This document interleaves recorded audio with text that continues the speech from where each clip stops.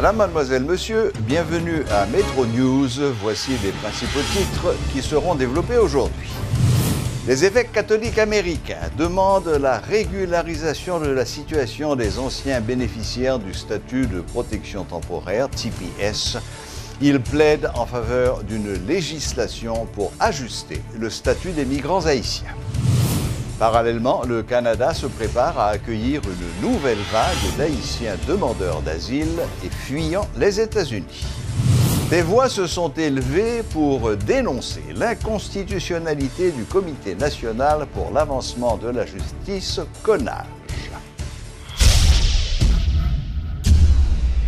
Metro News vous est apporté par Haytrack, l'esprit bâtisseur, et Inoto SA, concessionnaire des véhicules Toyota.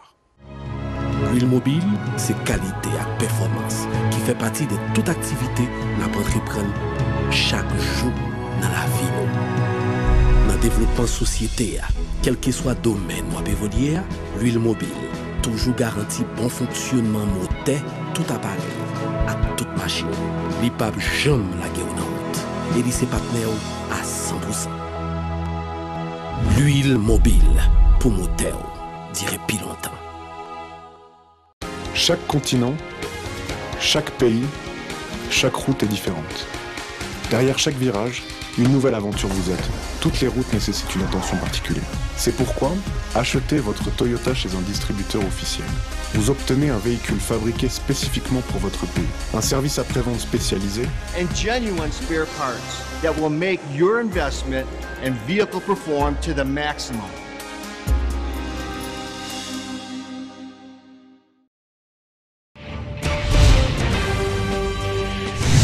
Les évêques catholiques américains plaident pour la régularisation de la situation des anciens bénéficiaires du statut de protection temporaire TPS. Réagissant à la décision du département de la sécurité intérieure, Department of Homeland Security, de mettre fin au statut de protection temporaire pour Haïti le 22 juillet 2019, Mme Ashley Fisley, directeur de la politique migratoire et des affaires publiques de la Conférence des évêques catholiques des États-Unis, a fait état de leurs grandes préoccupations. Selon Mme Fisley, un grand nombre des bénéficiaires du TPS sont employés, ont des hypothèques et participent à la vie de la communauté. Je cite, « Ils ont travaillé pour se conformer à la réglementation en vigueur et ils ont été approuvés par le département DHS. Les évêques américains souhaitent une législation pour ajuster le statut des migrants haïtiens. Le Congrès peut et doit agir sur cette question. » Fin de citation. Elle exhorte les législateurs à adopter des mesures adressées aux bénéficiaires du TPS qui sont dans le pays depuis des années. Le Canada se prépare de son côté à accueillir une nouvelle vague de demandeurs d'asile fuyant les États-Unis suite à la décision de l'administration Trump de mettre fin le 22 juillet 2019 au statut de protection temporaire dont bénéficient des milliers d'Haïtiens. Le ministre canadien de la Sécurité publique, Ralph Goodale, a déclaré mardi que son pays se préparait à tous les scénarios, ajustant que le Canada entend non seulement que ses lois soient respectées, mais aussi de ne pas faillir à ses obligations internationales. Au Québec, le ministre de l'Immigration, David Hurtel, a assuré que sa province était prête à accueillir une nouvelle vague de migrants à la frontière, tout en affirmant ne pas disposer d'informations confirmant l'imminence de cette nouvelle vague. Le président de la République, Jovenel Moïse, accompagné du ministre des Affaires étrangères et des Cultes, M. Antonio Rodrigue, a reçu ce mercredi 22 novembre au Palais national les lettres de créance de 3 nouveaux ambassadeurs accrédités en Haïti. Il s'agit de M. Marc Somda de la République du Burkina Faso, de M. Pedro Cornelo von Aiken de la République d'Argentine et de M. Kamran Shafi du Pakistan. À leur sortie de cette cérémonie, les nouveaux ambassadeurs ont fait part, dans une brève déclaration, de leur volonté d'œuvrer dans tous les domaines au développement de la coopération avec la République d'Haïti. Le président de la République a procédé ce jeudi à la mise en place du corps d'administrateurs civils de l'État. Les 50 lauréats du concours national organisé par l'Office de Management et des Ressources Humaines, OMRH, ont été sélectionnés dans le cadre de la mise en place de cette structure. Lors d'une cérémonie au Palais national, Jovenel Moïse dit compter sur l'implication de ces jeunes nouveaux cadres pour mener à bien sa bataille contre la corruption. De leur côté, ces derniers se sont engagés à respecter les modalités relatives à leur mission. Je me réjouis de l'enthousiasme que vous avez manifesté pour venir renforcer la cohorte des agents de la fonction publique, toujours animés par l'éthique du bien commun et l'esprit de servir le pays avec désintéressement. Sachez que tout ne sera pas toujours facile dans votre carrière de professionnel. Vous aurez à faire face parfois à des difficultés de toutes sortes. Pensez à cette cérémonie. Pensez à ces étoiles qui brillent ce matin sur votre front pour pouvoir retrouver la force, j'en suis sûr, de relever tous les défis qui se présentent à vous et à notre très cher Haïti. Ma lutte contre la corruption, cette lutte n'est pas une propagande ni un discours de vide contenu.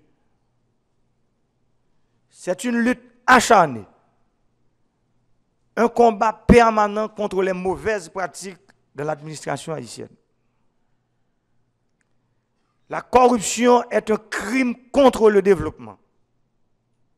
C'est un crime contre le bien-être de la population. C'est un crime contre Haïti tout court.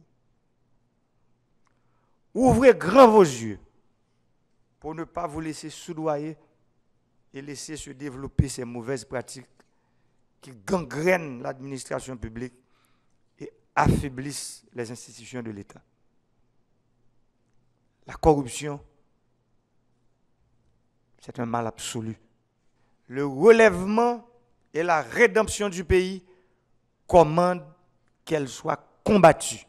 Mon administration est pleinement engagée à vous encadrer et à soutenir la jeunesse haïtienne, pleine en lui offrant tous les moyens nécessaires à son épanouissement. Dans cette perspective, l'École nationale d'administration et de politique publique est prête à vous fournir la connaissance et l'encadrement nécessaires. Le processus de passation des marchés publics en Haïti mérite d'être plus efficace et plus transparent. C'est ce qui ressort d'une étude réalisée par l'Union européenne conjointement avec la Commission nationale des passations des marchés publics, le CNMP. Menée dans le cadre du programme d'appui budgétaire à la consolidation de l'État haïtien, cette étude avait pour objectif d'évaluer la compétence et les capacités des entités en charge de ce domaine et de proposer des pistes de solutions. Par cette initiative, le CNMP dit vouloir améliorer la performance du contrôle a priori des instances concernées et mieux contrôler les dépenses publiques.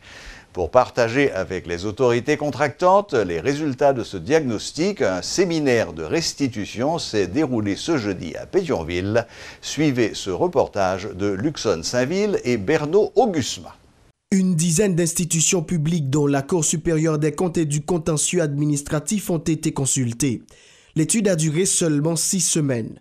Au cours des différentes rencontres, Véronica Benedetelli, experte en passation de marchés publics engagée par l'Union européenne, s'est avant tout attachée à comprendre le rôle des institutions haïtiennes dans le processus de signature de contrats et le contrôle des dépenses. Au terme de ce diagnostic, la spécialiste partage avec nous les premiers constats. Ce que j'ai noté, c'est que mes recommandations vont être fondées sur un besoin d'améliorer parfois l'organisation interne de certains organismes, les rapports externes, la communication et surtout de faire une formation continue sur les marchés publics. Parce que les marchés publics sont un secteur très compliqué qui unit les droits civils, les droits administratifs, les droits de contrat, les droits publics. Ce diagnostic entre dans le cadre de l'appui institutionnel qu'apporte l'Union européenne à Haïti depuis 3 ans indique la coordonnatrice du programme d'appui budgétaire à la consolidation de l'État haïtien, financé par Bruxelles. Sylvie Anne Condé rappelle que cet appui aborde le problème de la formation des cadres au plan de passation des marchés publics ainsi que la mise en place d'un système intégré.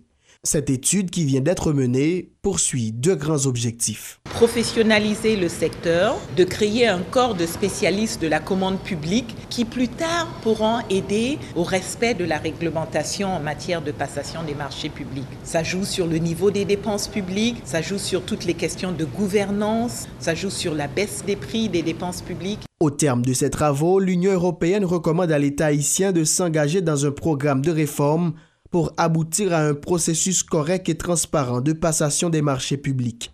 Ce processus, selon Véronica Benedetelli, consistera notamment à bien implanter les contrats et mieux choisir les opérateurs financiers.